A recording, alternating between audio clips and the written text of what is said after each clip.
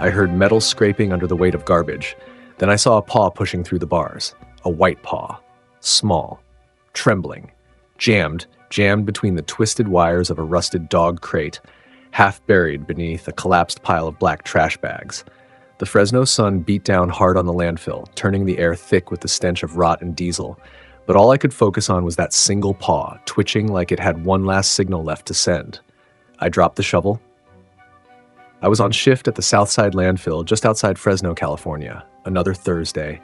Another run hauling furniture scraps, broken drywall, spoiled leftovers. Nothing new until that sound. Not like rats, not like birds. This was different, like metal being dragged across metal.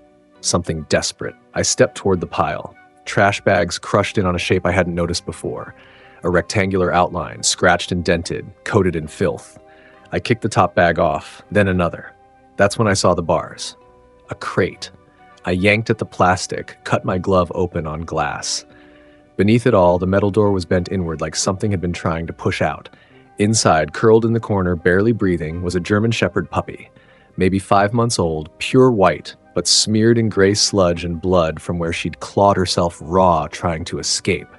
Her name wasn't on a tag. There was no food, no water, just a shallow aluminum dish turned over and a pile of waste in the corner. But she didn't whimper, didn't bark. She just stared. I stared back. Her eyes weren't blank. They were waiting. Like she'd already screamed herself hoarse, and now there was nothing left but this. A last look, a silent plea. "Hey," I whispered. "Hey, girl." She blinked, slowly. I could see her ribs heaving. Her legs trembled when she tried to shift. She had chewed the bars, bloody. One of her front claws was cracked down the center. My stomach turned. Who locks up a German Shepherd puppy like this, then dumps her like trash?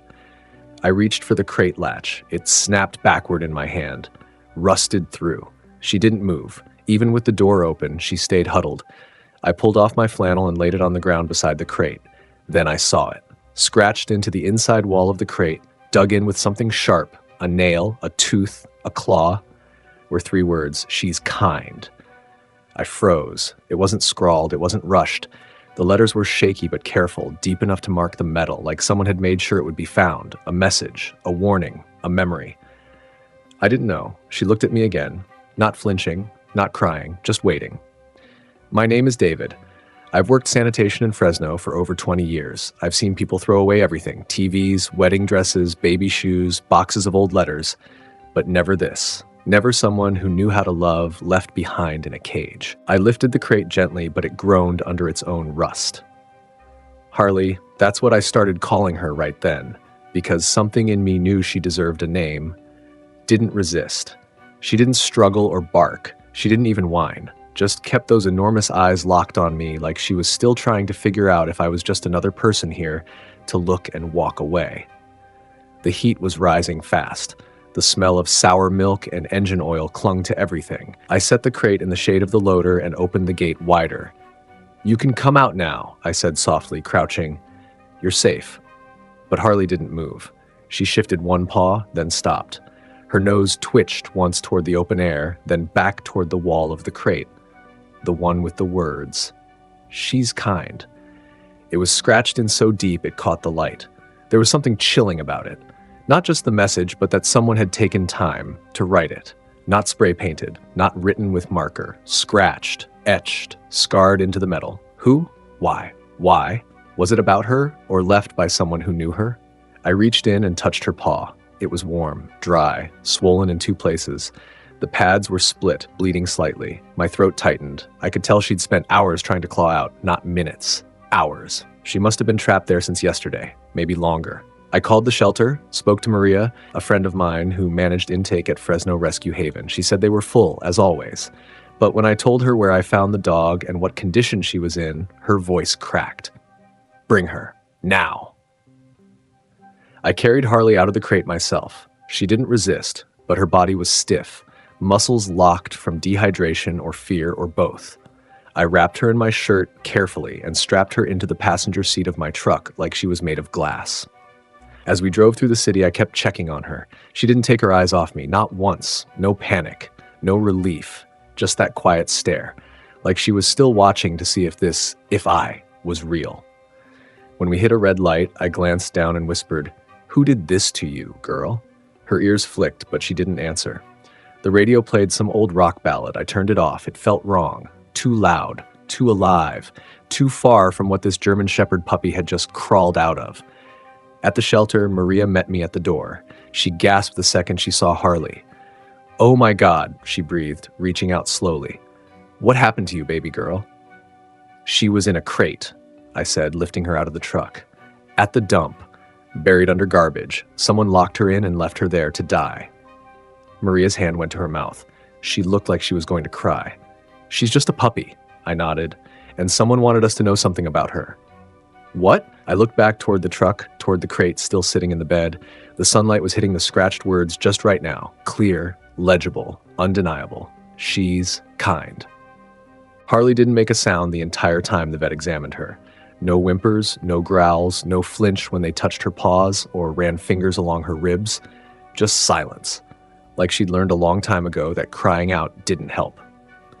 "She's 5, maybe 6 months, the vet said. Severely dehydrated. Paw abrasions, cracked claws, no fractures, no internal bleeding, thank God." They started her on fluids right away. I stayed next to the table, one hand hovering near her head, not touching unless she invited it. But she didn't look away from me, not once. It was like she was holding on to the only familiar thing in the room, and for some reason, that thing was me. I didn't understand it. I wasn't anyone, just a guy who hauls garbage and tries to do the right thing when I can. But I felt it, that connection, that quiet thread stretched between us, invisible but tight. "She's got some minor infections," the vet continued, "but nothing we can't treat. She's lucky." Lucky. I bit my tongue. Nothing about what happened to her was luck. They gave her a soft blanket and let her rest in a quiet recovery kennel. Not a cage, not with bars, just a warm, padded space with dim lighting and no noise. Still, Harley refused to lie down at first. She sat, stiff and alert, eyes scanning every corner like she was expecting it all to collapse again. I watched through the glass. Maria stood beside me. "She'll need time," she said back. "This kind of trauma doesn't leave easily." "She doesn't trust doors," I muttered, "even when they're open." Maria nodded slowly. "Most don't." We stood there a while longer, neither of us speaking. Then I told her about the message on the crate. The 3 words scratched deep into rusted metal. "She's kind." Maria blinked. "You think someone else put that there?" "I don't know," I said. "It looked deliberate. Careful." "A note for whoever found her? Or maybe a reminder for whoever left her," I said quietly, like they couldn't bear to throw her away without saying something. Maria's eyes filled. "That's not kindness." "I know," I said, "but it means someone saw it in her. That matters." Harley finally lay down after an hour, curling herself into the corner like a fox. One paw tucked under her nose, the other still bruised and bandaged. She didn't sleep. She just stayed still, listening.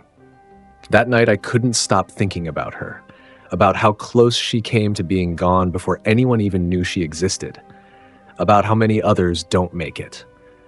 I remembered something my dad once told me after our family dog died when I was a kid. "You can't save them all, Dave. But if you can save just one, maybe that's the one who saves someone else." I looked out the window at the dark sky and whispered, "I found one," and I wasn't about to let her disappear again. The next morning, I got to the shelter before sunrise. The staff hadn't arrived yet, just me, the silence, and the soft hum of AC units running through the halls. I slipped past the intake desk and made my way to the recovery room. I don't know what I expected. Maybe Harley still curled in the corner, still too afraid to move, but what I found stopped me in the doorway. She was sitting, not lying down, not cowering. Sitting up, head slightly tilted, watching the glass door like she'd known I was coming. I opened it slowly. "Hey girl," I said. Her ears twitched. She didn't stand, didn't wag her tail, but her eyes softened just a little, and she didn't look away. That was something. I sat down on the floor, cross-legged, leaving space between us. Let her decide. No leash, no coaxing, just presence. Minutes passed. Then she did something I didn't expect. She inched forward, one paw, then the other. She moved like it hurt. Not her body, but something deeper, like she was fighting her instincts every inch of the way. When she reached me, she didn't lick my hand or nuzzle. She just leaned, pressed the side of her face gently against my knee, and sighed. It was the quietest sound I'd ever heard. But in that tiny breath, there was a lifetime of fear.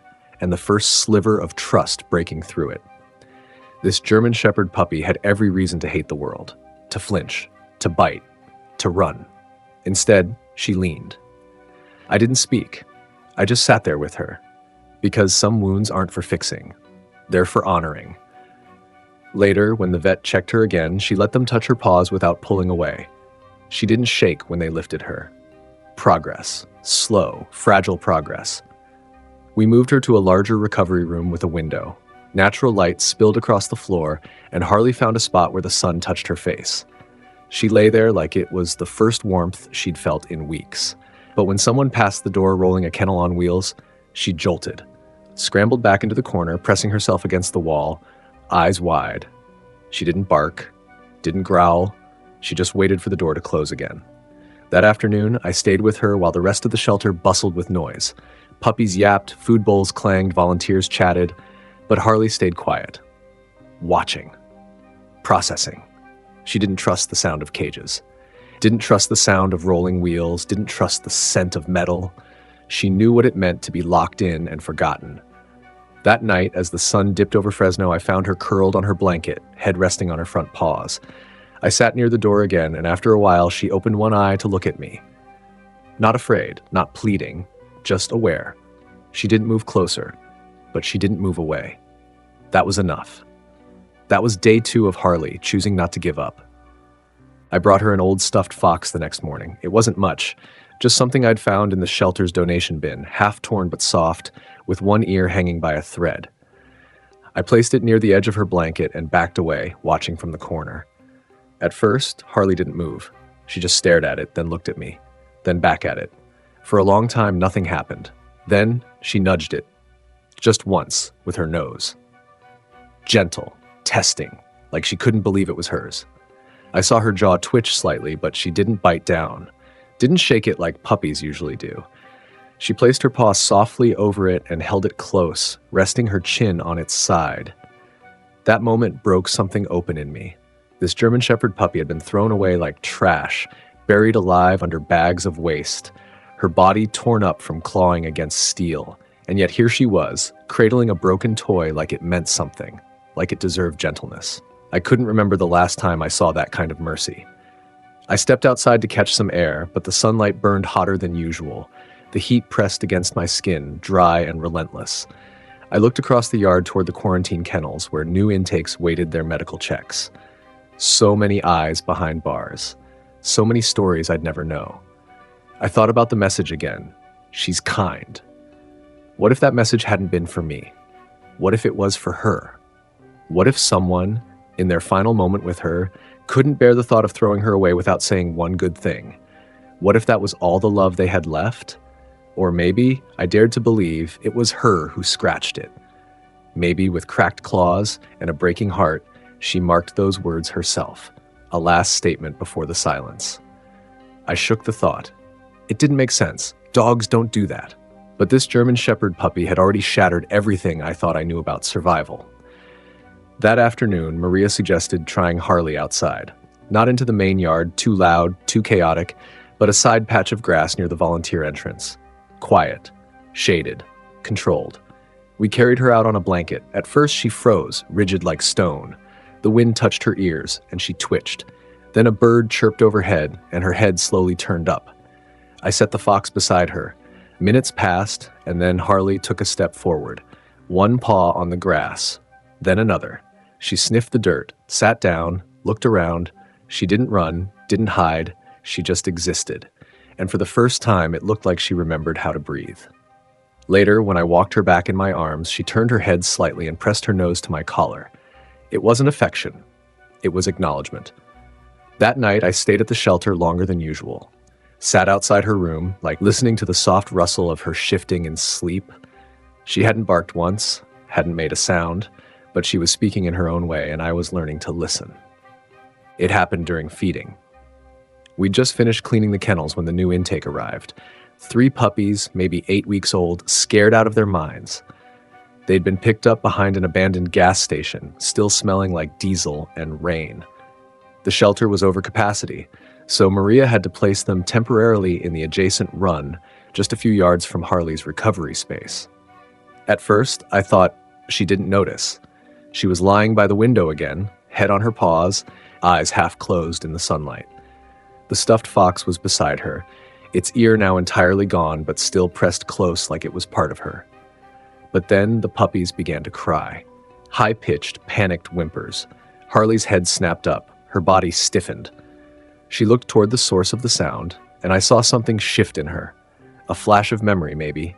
Her breathing quickened. She stood up, trembling. Then she backed into the farthest corner of the room. Not like before. Not frozen. She was retreating. I entered quietly, crouched low. "It's okay," I whispered. "They're just babies." But she didn't hear me. She was somewhere else. Her eyes locked on the other kennel, the one with the crying pups, and then to the rolling cart beside it. A metal crate. Empty. Gleaming. She bolted. It wasn't fast, just frantic. Clumsy, wide-eyed, trying to push herself behind the shelving unit as if disappearing could make it stop. "Harley," I said, softly but firmly, moving toward her. She scraped her paw against the wall, searching for something, anything to hide behind. Her body trembled like she was back inside that rusted cage again. Back in the dark, back under the garbage, back where sound meant danger and light meant nothing. I stopped moving, sat on the floor, let her see I wasn't chasing her. "I'm not putting you back in a cage," I said. "I promise." She blinked slowly, her breathing slowed by a fraction, but her legs stayed stiff, tail tucked tight. She didn't believe me. And honestly, I didn't blame her. This German Shepherd puppy had every reason to run from the smell of steel, the sound of hinges, the memory of crying behind metal bars. I could see it in her face. She wasn't reacting to the present, she was reliving the past. Later, Maria came to sit with me in the hallway. "We may need to start trauma conditioning," she said gently. If she doesn't learn to tolerate cages, she might never be adoptable." I looked through the glass. Harley had curled in on herself again, not asleep, just folded like something brittle and hollowed out. "She doesn't need another cage," I said. "She needs a corner, a space that's hers." Maria sighed. "That's not how most shelters work." "I'm not most shelters." That evening, I took apart a spare kennel with bolt cutters and used soft fencing to build Harley a space by the window. No roof, no bars, just a gentle frame with blankets and the fox. She watched me work the whole time, still trembling, still uncertain, but she didn't hide again. And when it was finished, she stepped into it, voluntarily, laid down in the sun, and for the first time since I met her, she closed her eyes. She chose her own corner. She chose rest. I came in early again the next morning just to see if she was still there. Not physically, emotionally. Because with dogs like Harley, healing wasn't a straight line. It wasn't a checklist. It was a heartbeat-to-heartbeat choice. And some days it could vanish as quickly as it came. But when I pushed open the door to the recovery room, I saw her exactly where I left her. Curled in the sun, head resting on her fox, eyes slowly blinking awake like the night hadn't taken anything from her. She saw me, and this time she wagged her tail. It wasn't much. Just a few small thumps against the blanket, but it was everything. I crouched near the edge of her space and waited. No command, no treat, just presence. She stood, stretched, and walked to me. 3 careful steps. Then she sat inches away and tilted her head up. I didn't cry, but something in me cracked open. This German Shepherd puppy who had once been thrown away in a crate, silenced by steel and suffocated by fear, had just asked to be seen. And I saw her. "Good morning," I whispered. I reached out my hand slowly, palm up. She placed her paw on it. The bandages had come off the night before, and her cracked pads were healing, pink and fragile but no longer bleeding. Her claws were still uneven, some jagged from the crate's metal, but I noticed she wasn't hiding them anymore. Maybe because she no longer felt like she needed to use them. Later that day, the shelter got a visit from a school group, 10-year-olds from a local elementary here to learn about animal care. Normally, dogs like Harley wouldn't be part of that. Too unpredictable, too fragile. But I asked Maria for a moment. "Let me try," I said. "Just 5 minutes." We set up chairs outside near the shaded garden space. Harley had never been in a group, never heard that many voices at once. But she didn't flinch. She stood beside me, close but calm, her ears twitching as the kids sat. One girl, dark hair, quiet, nervous, asked if she could pet her. I glanced at Harley, waited, and then Harley walked forward. Not to the loudest kid, not to the ones reaching hands, to the girl who hadn't moved. She sat in front of her and tilted her head again. The girl slowly reached out and placed her palm gently on Harley's neck. No barking, no trembling, just warmth. The other kids went quiet. And in that quiet, Harley did something none of us expected. She leaned into the girl, softly, willingly, trusting. Maria stood at the doorway, eyes wide. "Is she ready for the main yard?" she whispered. I looked at Harley, this German Shepherd puppy who had once feared every sound, every door, every human shadow, and watched her nose twitch in the breeze as kids smiled around her. "No," I said. "She's not ready. She's already leading." That afternoon, I walked Harley through the shelter yard for the first time. No leash, no crate, just the two of us, one step at a time beneath the faded Fresno sky. The grass was patchy and the chain-link fences clanged in the breeze, but Harley didn't freeze. She didn't cower. She walked beside me, her pace slow, deliberate, like she was choosing this moment as carefully as she chose to breathe again. We passed by kennels filled with barking dogs. Some jumped, some whined, some just stared. Harley didn't react to the noise, but when we reached the last kennel, one with a shivering terrier pup curled in the corner, she stopped, her ears perked, her eyes locked on the small body behind the bars. I waited. She stepped forward. Not close enough to scare, not so fast as to startle. Just enough. She sat down in front of the kennel and stared, head tilted slightly. The little terrier looked up, then crept forward inch by inch until his nose touched the bars. Harley didn't move. She just was, like she understood, because she did. This German Shepherd puppy had once waited in silence for someone, anyone, to notice her, and now here she was, becoming that someone for another. I crouched beside her. "You okay?" I asked softly. Her tail tapped the ground once, then again. Later we sat beneath the sycamore tree near the back fence. Harley lay beside me, the fox toy between her paws. The ear was gone, at the seam splitting, but she still held it like it mattered. Because to her, it did. It had been hers when she had nothing, and that made it sacred. "You know," I said, "when I was a kid, we had a shepherd named Lacey, white like you. My dad rescued her from the side of the highway. She never left our porch after that, never needed a leash, she just knew where she belonged." Harley looked up at me, blinking. "I think you're the first dog I've met since her that listens without a sound." I continued, not just to words, but to things that don't have any. She stretched, paws forward, belly to grass, and let out a soft sigh. For a second, I imagined her back in that crate, alone, buried under trash, waiting. That could have been the end. Would have been, if not for the scratch of metal and a paw reaching through the dark. She should have been gone, but instead she was here, breathing, healing, teaching. And in that quiet patch of grass, Harley looked more alive than any creature I'd ever seen. That night, Maria called me. "I just got a message," she said. "A woman wants to meet Harley. Said she read our post and thinks maybe she's the right dog for her daughter, but she asked something strange." "What?" she said. "Does she really say nothing? And still make others feel safe?" I looked out at the stars over my yard where Harley now slept near the porch. "She says everything," I whispered. "You just have to know how to listen."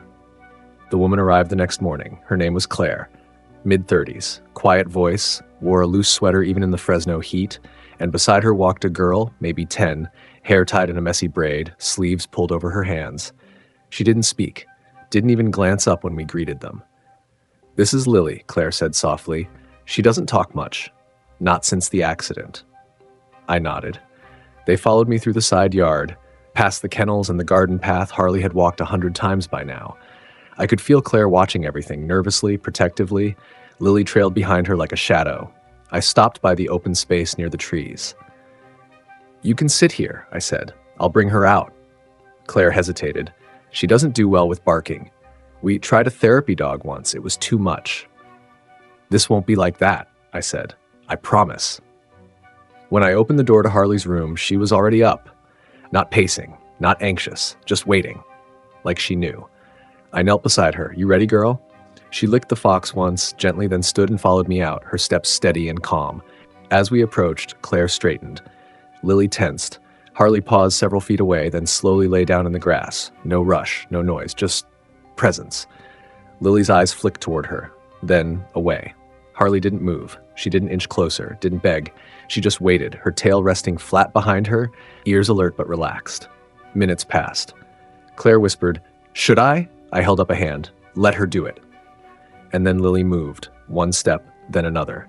Her shoes crunched softly in the grass. Her hands stayed tucked in her sleeves. Her eyes never fully left the ground. She reached Harley's side, paused. Harley turned her head slightly, just enough to acknowledge her, but didn't rise. Lily sat.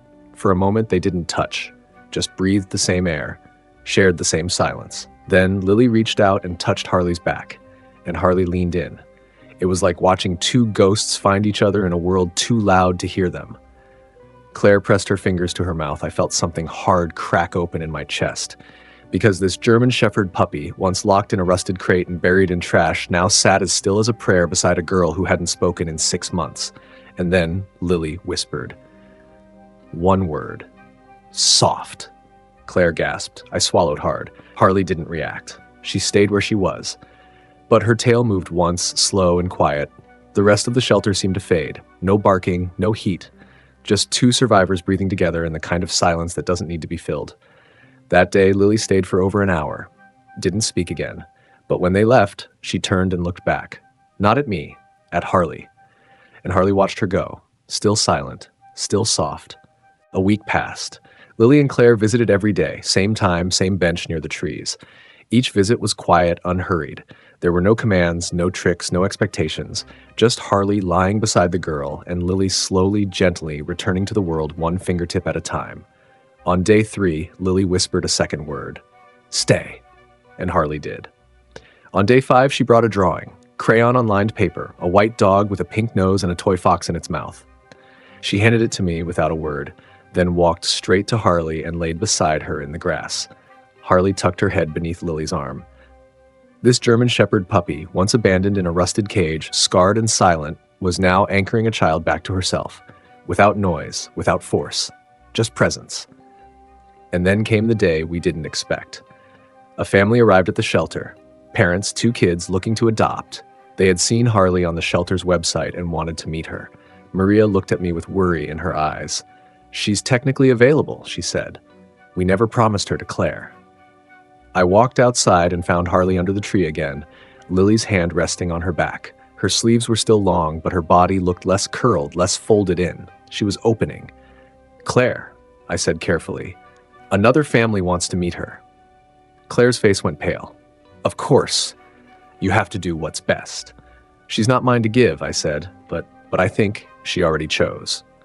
We let the visiting family meet Harley anyway, gave them a tour, let them offer treats. She accepted them politely, sat when asked, let their youngest boy pet her ears, but every time her eyes drifted back to the tree, to Lily. She was present, but not connected. Polite, but distant. And then when it was time to go, the boy leaned in suddenly to hug her neck. Quick and rough. Harley flinched. Not violently, just enough. A slight pull, a look of uncertainty. And Lily saw it. She stood, walked forward, and without a word, knelt beside Harley and touched her cheek. Harley turned instantly, curling toward her. The boy stepped back. The parents saw it, and they knew. Later, they said thank you and quietly withdrew their application. That evening, Maria approached me outside Harley's room. She made her choice, didn't she? I nodded. She's not just a therapy dog, I said. She's a mirror. Maria looked at me.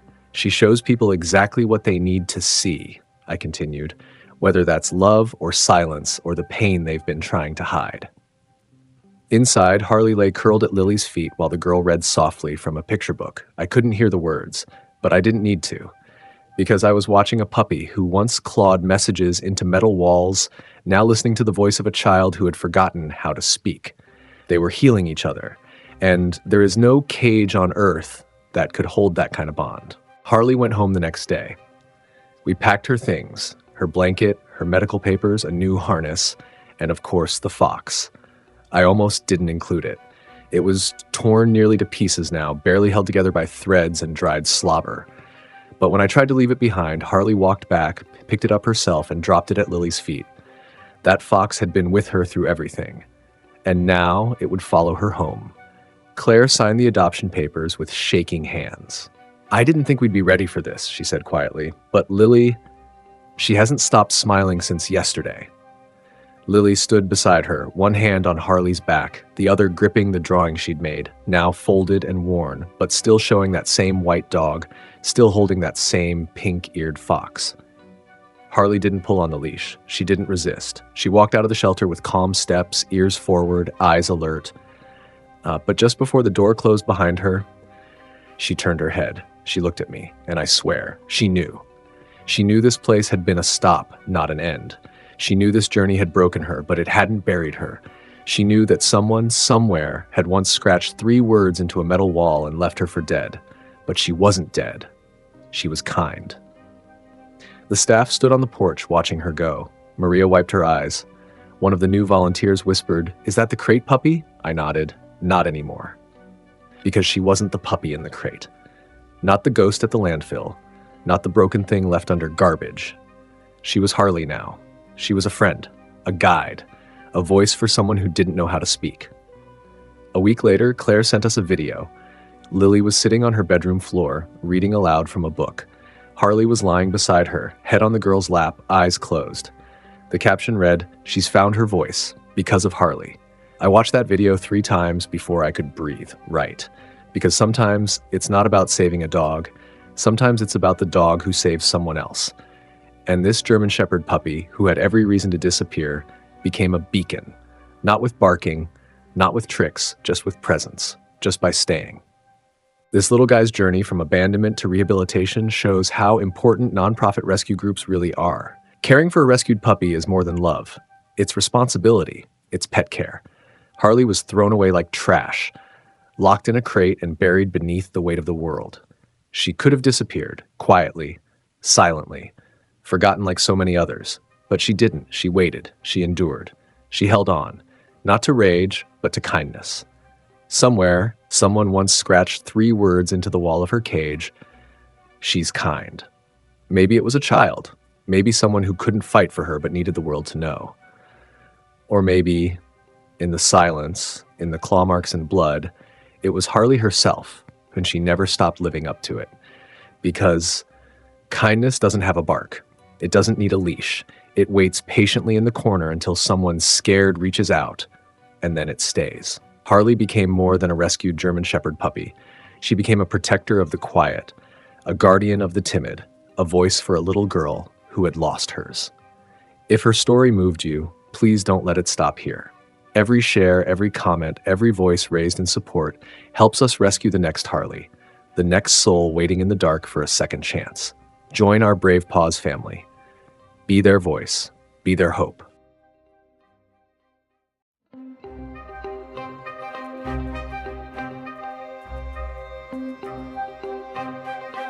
He was lying across her like a shield, bleeding from one paw, growling low at anyone who got close. A 5-month-old German Shepherd puppy, trying to protect a dying fawn. It was broad daylight, the kind that should have felt warm and safe. But there was blood on the leaves, tufts of fur stuck in the thorns, and the sharp metal edge of a twisted fence, half buried in the underbrush. She'd gotten tangled in it, her tiny legs scraped raw, unable to stand. But he must have stayed.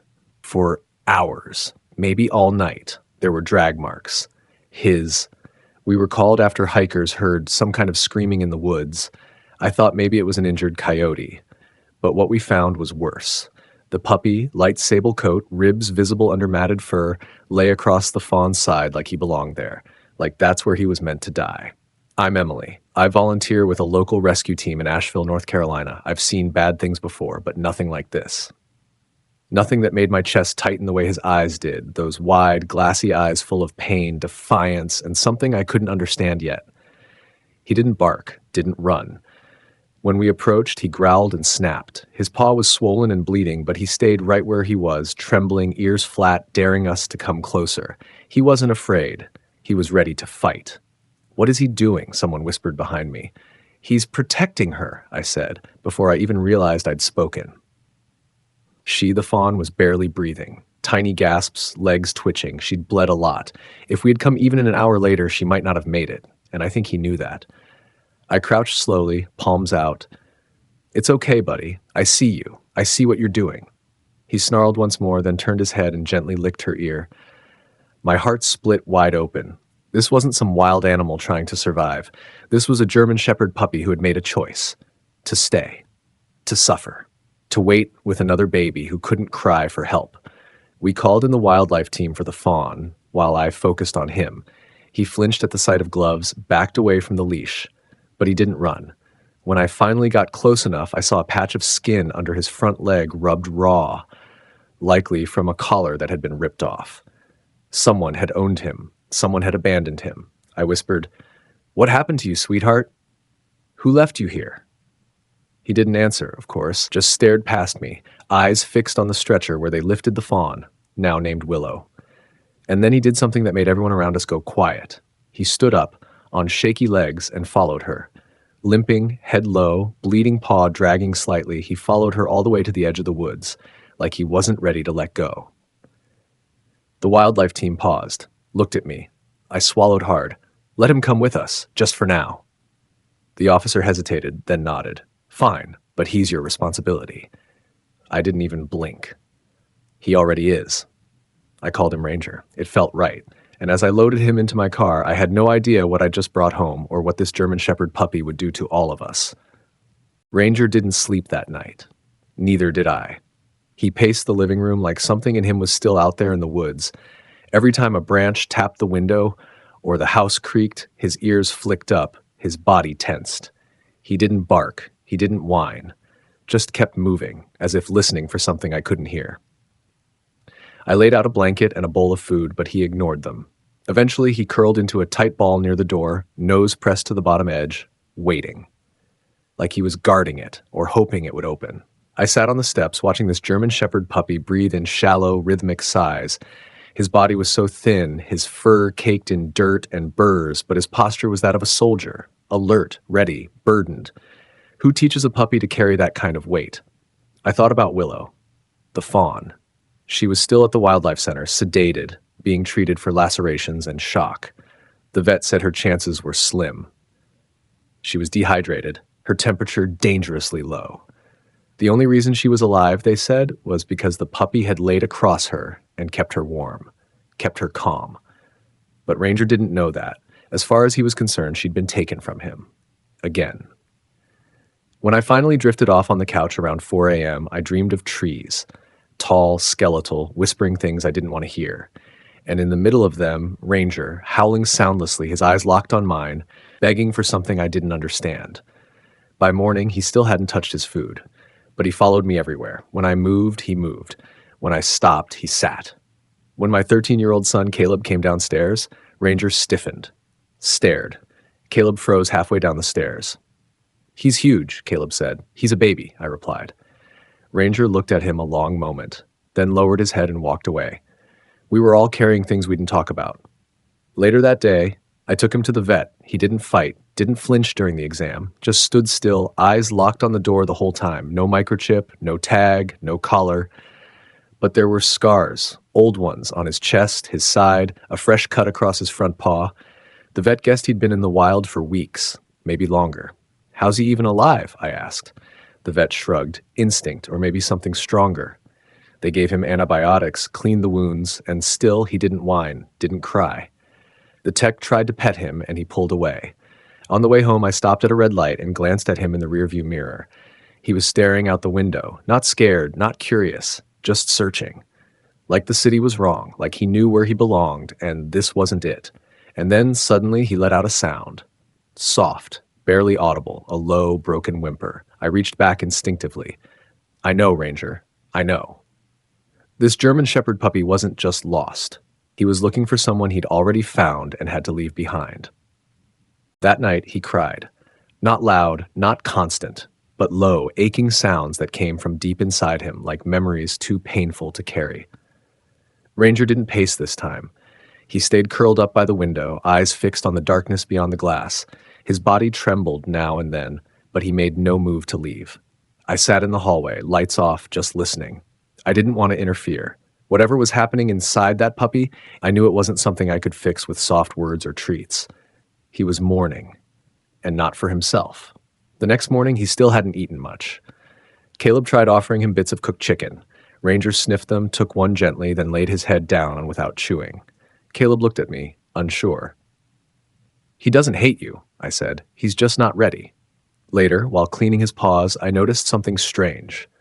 A dark brown smear on one pad that wasn't mud. Dried blood, older than the wound. not his. That's when it hit me. He hadn't just laid on top of that fawn to keep her warm. He must have tried pulling her out of the fence. The gash on his paw, the drag marks we saw in the dirt. Ranger had hurt himself trying to save her. This wasn't just companionship. This was rescue. Protection.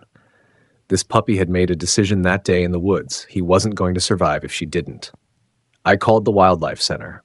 Willow was still alive, but barely. They weren't sure she'd regain full use of her legs. She refused food, flinched at every touch.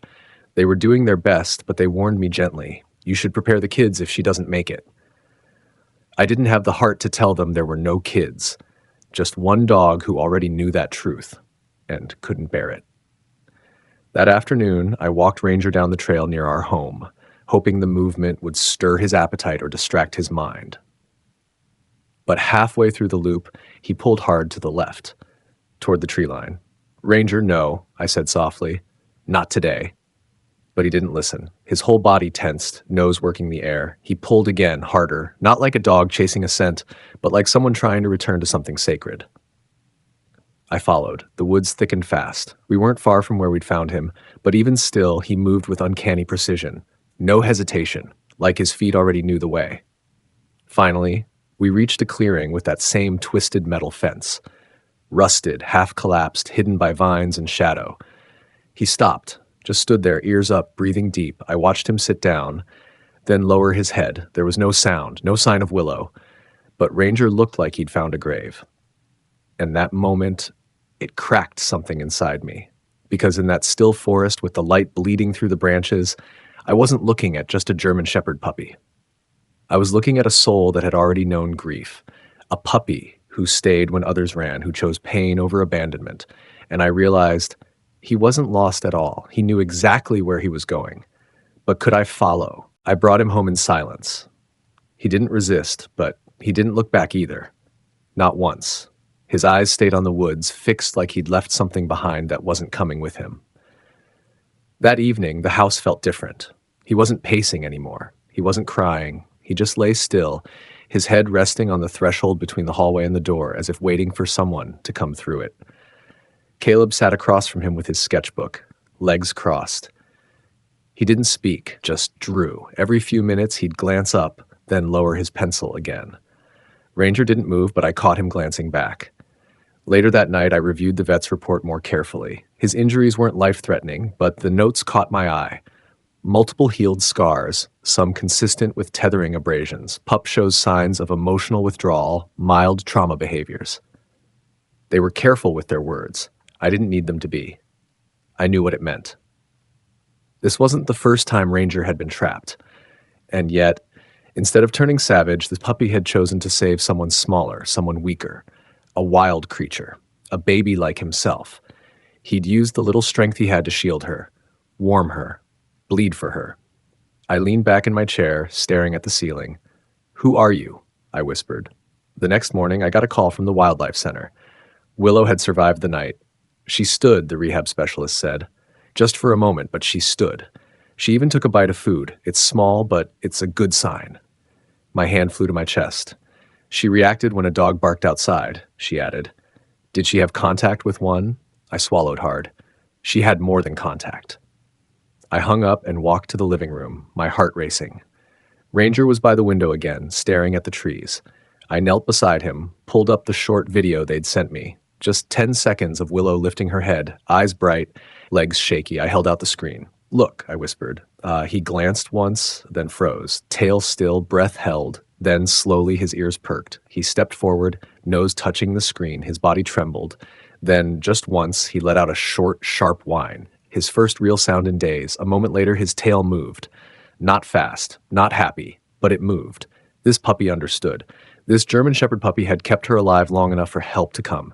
He'd chosen to stay in pain, in hunger, in fear, for someone else's sake. And now, she was alive. He walked to his food bowl that evening and ate. Not everything, but enough. Then he lay by Caleb's feet, let his head drop onto the boy's socked toes and closed his eyes. Something had shifted. He was still broken, still haunted. But now there was a crack in the wall, and behind it, light. The next morning, I opened the front door to grab the paper, and he bolted. Ranger didn't growl or bark. He just shot past me like a shadow with purpose. I barely had time to throw on boots before I grabbed the leash and ran after him, calling his name, heart slamming in my chest. He wasn't running wild. He wasn't panicked. He was going somewhere. And he knew the way. I caught up with him halfway down the trail behind our house, where the woods grew thicker, the air cooler. He was ahead of me, nose down, tail stiff, ears tuned to something I couldn't hear. "Ranger, hey, stop!" He paused, glanced back, then turned again and kept walking. I didn't leash him. I didn't have the heart. Instead, I followed him through the trees, up a gentle incline, through tall ferns and tangled brush until we reached it. The same clearing, the same stretch of rusted fence half swallowed by the forest. He sat. That German Shepherd puppy lowered himself to the earth with slow, deliberate movement. Then he looked at me as if to say, "Here. This is where she needed me." I stepped forward, stunned. The ground was softer now from recent rain, the scent of moss and wildflowers lingered, and something else. The faint smell of animal, barely there, but fresh. Ranger pressed his nose to a patch of flattened grass, then gave one sharp exhale. He wasn't sniffing for her, he was remembering her. The place wasn't just a memory, it was a marker. This was where he decided to stay, where he chose not to run, even though he could have, where he bled for her, where he waited without knowing if help would come. He glanced at me again. Not sad, not desperate, just still. I crouched beside him, my hand brushing against the spot where the fawn had lain. A few short hairs clung to the base of the fence. I swallowed the lump rising in my throat. "You saved her here," I whispered. "And maybe yourself, too." Ranger didn't move. But I noticed something shift in his shoulders. A little release, a little peace. On the way back home, he didn't pull. He walked beside me, slow and steady. At one point, his nose bumped my hand, just once. A moment of contact, a connection. Back at the house, Caleb was waiting on the steps. "You were gone a while," he said, glancing at Ranger. "He had somewhere to go," I replied. Caleb nodded. "Can I take him out next time?" I looked down at the puppy, who now sat calmly at Caleb's feet, his body relaxed for the first time since I met him. "Yeah," I said softly. "I think he'd like that." That evening, Ranger laid by the fireplace, not guarding, not waiting, just resting. And for the first time, he let me pet his head without pulling away. This puppy didn't need rescuing anymore. He needed someone to walk with him toward whatever came next. Willow stopped eating again. I got the call just after noon. The same voice that had told me just days ago that she was standing, eating, healing, now sounded tired, uncertain. She's refusing food. She's not responding to the staff like before. We're trying everything, but it's like something shut off inside her. I didn't respond, just stood there in my kitchen, staring out the window, one hand resting on Ranger's head. He had come to sit beside me the moment the phone rang, as if he knew. That night, the old Ranger came back. He paced again, watched the door, laid down for hours in the dark, motionless, except for the twitch in his ears at every noise from the woods. When I tried to sit beside him, he moved away. He didn't growl. He didn't snap. He just didn't want to be touched. This wasn't just a puppy missing a friend. This was grief returning in full force. The next morning, I made a decision. I called the rehab center and asked if we could visit. There was hesitation on their end. Wild animals weren't supposed to bond with domestic ones. Interactions were limited. But when I told them who Ranger was and what he'd done, they agreed. "We'll try," they said, but no promises. When we pulled into the gravel lot, Ranger didn't bark, didn't jump. He sat perfectly still in the back seat, staring at the buildings ahead with a focus that made my chest tighten. As soon as I opened the door, he stepped out and pulled. Not hard, not frantic, just determined.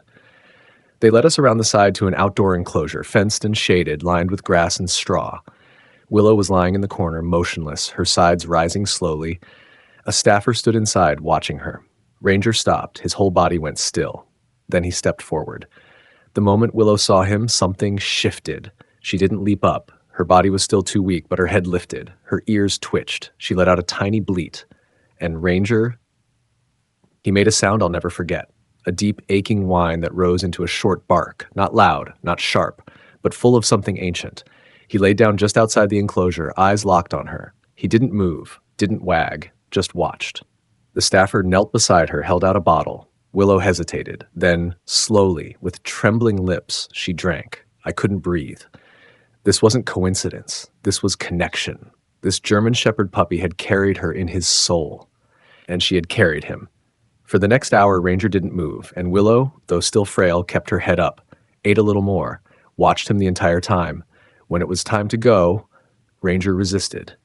Just a little. His legs stiffened. He looked at me, then back at her. "I know," I whispered, "but she's going to be okay now." He stood, reluctantly. As we walked back to the car, I glanced over my shoulder. Willow was still watching us, and for the first time in days, Ranger lifted his head. Just a little. Ears forward, eyes bright. Something had returned, not just to her, but to him. Back home, Ranger didn't collapse like before. He walked in slowly, glanced around the room, then made his way to the back door and sat by the window. Not pacing, not restless, just present. That night, he ate every bite of his dinner. I watched him carefully. This wasn't joy, not yet, but something had softened, like part of him had uncurled. He didn't flinch when Caleb walked by. He let my hand rest on his back a little longer before pulling away. He even settled on the rug in the living room without keeping his head up, guarding every sound. That week, we started a new routine. Short morning walks, gentle play, brushing out his coat on the back porch. He still didn't chase balls. He didn't bark at squirrels or tug on the leash like most puppies his age, but he watched everything with sharp, thoughtful eyes. He was a quiet observer of the world, not a participant. Not yet. One morning, I stepped out of the shower and heard footsteps, fast, light, skittering. I ran into the hallway and found Caleb standing still, wide-eyed. Ranger was at his feet, looking up at him, tail swaying gently. "He just came to me," Caleb said, voice almost a whisper. I didn't even call him. Ranger sat, calm, steady. Caleb knelt down. "Hey, buddy." And Ranger leaned in, rested his chin on the boy's knee. I turned away before they could see the tears in my eyes. This wasn't just healing. This was trust. Tiny, fragile, but real. That evening, the call came. Willow had taken her first steps on her own. "She's still shaky," the rehab tech said, "but she's eating, standing, responding well. We think she's going to pull through." I looked down at Ranger lying beside my chair. His ears twitched at the sound of my voice. "She's walking," I told him softly. His eyes met mine, and he thumped his tail twice against the floor. The next morning, something new happened. Ranger brought me his leash. I stared at him, stunned. He had never done that, never asked for anything. "You want to go somewhere?" He wagged once. I opened the door. He stepped outside and waited. Not pulling, not pushing, just looking. We walked the trail behind the house, the same one he had once dragged me down in silence. This time he walked beside me, calm, confident, choosing presence over memory. And when we reached the bend near the clearing, he stopped, looked out toward the woods, then kept walking, not away from something, toward something new. This puppy wasn't just surviving anymore. He was learning to live.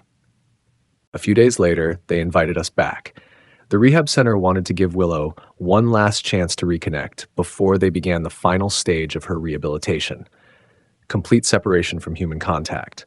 She was eating well now, moving on her own, but still showed signs of withdrawal when left alone for too long. "We think seeing him again might give her the closure she needs," they said. But they didn't know it wasn't just for her. Ranger had been calmer these last few days, more present, more curious. But I could still see it at night. The way he'd lift his head toward the forest sounds, the way he paused at the same window and stared into nothing. He wasn't done. Not yet. We arrived just after noon. The sun was high, casting golden lines through the leaves. They led us to the same outdoor enclosure where Willow now stood on her own, slender legs a bit wobbly but steady. She lifted her head the moment Ranger appeared. And what happened next, no one could have prepared for it. Ranger didn't charge forward. He didn't bark. He walked up slowly, head low, ears relaxed. When he reached the fence, he sat. Then, gently, he lay down. Willow stepped forward, 1, 2, 3 uncertain steps, then stopped just inches from the mesh. And then she reached through. Her tiny muzzle touched his. The entire center staff fell silent. No words, no movement. Just two creatures who had found each other in fear and pain, now greeting each other in stillness and light. Ranger didn't whine this time. He didn't look for help. He just breathed. Eyes soft, body still. Willow brushed her head against the fence once more, then slowly turned and walked across the pen. Not away, but forward. Calm, stable. "She's okay now," someone whispered behind me. But I wasn't looking at her. I was looking at the German Shepherd puppy at my feet, his eyes following her until she disappeared around the corner. And then he looked up at me. He didn't need to go in. He didn't need to be closer. He just needed to see her one more time. On the drive home, Ranger curled up in the back seat for the first time. Not alert, not pacing, sleeping, like something heavy had finally been put down. That night, as the sun set behind the trees, he lay beside Caleb's bed, his breathing steady, his eyes half closed. No pacing, no cries, just peace. And I understood something I hadn't before. This wasn't a goodbye between them. It was a quiet thank you. For staying, for waiting, for saving each other in a world that had nearly forgotten them both. Willow was scheduled for release in 2 days. The wildlife team called to confirm. She had met every milestone, walking, foraging, responding to distant sounds. Her leg was healing faster than expected. They would take her to a protected wildlife area at dawn and let her go where other deer had recently been sighted. "She's ready," they said. I stared at Ranger, lying quietly on the porch, head resting on his front paws as he watched the wind move through the trees. I didn't tell him right away. I didn't know how. That night, I sat beside him on the steps. "She's going home," I whispered. His ears twitched, but he didn't lift his head. I reached down and brushed my hand over his back. He didn't pull away, but he didn't lean in either. And that's when I realized he already knew. The next morning, I asked the center if we could come one last time. They agreed, under one condition: no direct contact. Willow needed to readapt to the wild, and too much familiarity could reverse her progress. We arrived before sunrise. Mist clung low to the fields as the handlers moved quietly through the grass. They opened the back gate of the transport crate. Willow stood inside, cautious but calm. Ranger didn't bark, didn't move. He sat beside me, eyes locked on the crate. Then she stepped out. She paused in the grass, ears flicking, nose lifting into the breeze. And then, slowly, she walked forward, out of the enclosure, across the clearing and into the trees. Ranger stood. Just once, she turned her head, one last glance, then she vanished into the forest. Ranger didn't chase, didn't cry. He sat down and watched the place where she disappeared. And after a long moment, he exhaled. The handler looked over at me. "Most dogs would have gone wild trying to follow." "He's not most dogs," I said. Back home, Ranger lay in the middle of the living room, not by the door, not by the window. Just there, centered. Caleb came in from school and dropped his bag. Ranger lifted his head, tail thumping lightly against the floor. Caleb sat beside him, fingers sinking into his thick fur. "She's gone, huh?" "She's free," I said, and that word echoed in my mind. Free. Ranger closed his eyes and sighed, his body soft for the first time since I'd met him, like he had finally let go of something he'd carried too long. This puppy had stayed when he could have run. He had given warmth, safety, protection, without asking for anything in return. And when the time came, he let her go. Not because he stopped caring, but because he knew love wasn't about holding on. It was about knowing when to release someone into the life they were meant to live. And now, maybe, he could start living his. We didn't adopt Ranger. He adopted us. It started with the little things. The way he began to follow Caleb from room to room, resting quietly at his feet during homework, walking beside him on the way to the mailbox. He never demanded attention. He simply offered presence. Quiet, calm, steady. Caleb had changed too. My son, who once barely looked up from his screen, now sat outside on the porch, sketching, reading, just being, with Ranger beside him. One afternoon, I found them both lying on the rug. Caleb was whispering something into Ranger's ear, voice low and unsure. Ranger didn't move, just blinked slowly and leaned into him. Later, I asked what he'd said. "Just stuff," Caleb replied. "I don't talk to anyone else about it." That night, I stared at the ceiling, heart full and breaking at the same time. I hadn't realized how much grief still lived in our house, how quietly it had rooted itself in the spaces between us since we lost my husband, until a puppy walked in and filled those spaces without even trying. The vet cleared Ranger for all normal activity. He's healing beautifully. Whatever you're doing, it's working. I wanted to say, he's the one doing the healing. Then came the moment I didn't expect. We were at a local school event, a quiet gathering for parents and kids with anxiety and trauma, an initiative I'd been loosely connected to through my work as a nurse. I brought Ranger along, unsure if he'd be overwhelmed. He wasn't. He walked among the kids like he knew exactly where to go. One girl wouldn't speak to anyone, but she sat down beside Ranger and began to stroke his ear, eyes wide, breathing slowing. A boy with shaking hands laid one palm on Ranger's back and whispered, "You're not scary. You're like me." Later, a staff member approached me. "Is he certified?" "For what?" "Therapy work." I shook my head. He's just ours." "You should think about it. He's doing it already." That night, Caleb said it first. "He's more than just a dog, isn't he?" I nodded. "He's exactly what we needed, even when we didn't know it." The next morning, I ordered him a custom tag. It arrived 3 days later. Caleb clipped it gently onto Ranger's collar. It read, "Ranger, found in the forest, lives in our hearts." The puppy who once lay across a dying fawn in silence now lay across my son's chest as he slept, breathing deep and slow, two hearts sinking in the quiet. And for the first time in a very long time, we all dreamed in peace. The last time we visited the Wildlife Center, it wasn't to see Willow. It was for a small outdoor event they were hosting, celebrating the successful reintroduction of several animals back into the wild. Families gathered under tents, volunteers handed out brochures, kids pointed at photos pinned to boards, and there, among the pictures, was one that stopped me cold. It was taken weeks ago. A low-angle shot of a German Shepherd puppy lying beside a battered baby deer, his eyes fixed on the approaching camera, protective, unmoving. "Is that?" Caleb asked. "It's him," I said quietly. The caption beneath the photo read, "The Guardian." I looked down. Ranger sat beside me, calm, watching the children play. "He doesn't even know what he did," Caleb said. I smiled. "Maybe he does, in his way." A woman approached us, holding a clipboard. "Are you the ones who brought Ranger?" I nodded. She knelt beside him. "We talk about him often, like his story changed the way some of our staff view trauma, not just in animals, in people too." Ranger leaned forward, touching his nose to her knee. Later, they played a short video montage on a portable screen. The last clip showed Willow being released, walking slowly into the forest, pausing, then disappearing into the trees. Caleb's hand found mine. "She's okay," he said. "I know." And Ranger, lying at our feet, didn't lift his head. He just let out a long, quiet breath. That night, as the sun dropped behind the hills, I took him for a walk to the same clearing he had once dragged me toward. The old fence was still there, rusted and curled, nearly swallowed by the woods. Grass had grown over the drag marks. The forest was quiet. Ranger stepped forward, nose low, tail still. He moved to the spot where she'd once lain, where he had chosen to stay, to bleed, to risk everything. He stood there for a long time, and then he turned, walked back to me. No hesitation, no looking back. That was the moment I knew he had let go, not of her memory, not of what they shared, but of the weight. This puppy had carried someone else's life through the dark. Now it was time to carry his own into the light, and we would walk that path with him, every step of the way.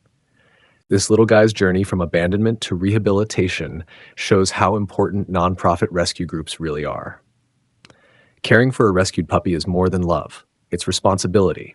It's pet care. It's showing up for a life that once had no reason to hope. Ranger taught us that healing doesn't always look like running or playing or wagging your tail. Sometimes it looks like standing still beside someone who's broken and staying, no matter what. He wasn't saved by a shelter or a syringe. He was saved by a choice, his own, to protect, to wait, to love. And because of that choice, a dying fawn lived, a grieving family found peace, and a quiet puppy who had every reason to give up found purpose. There are thousands more like him, waiting. If this story touched your heart, please like, comment, and share.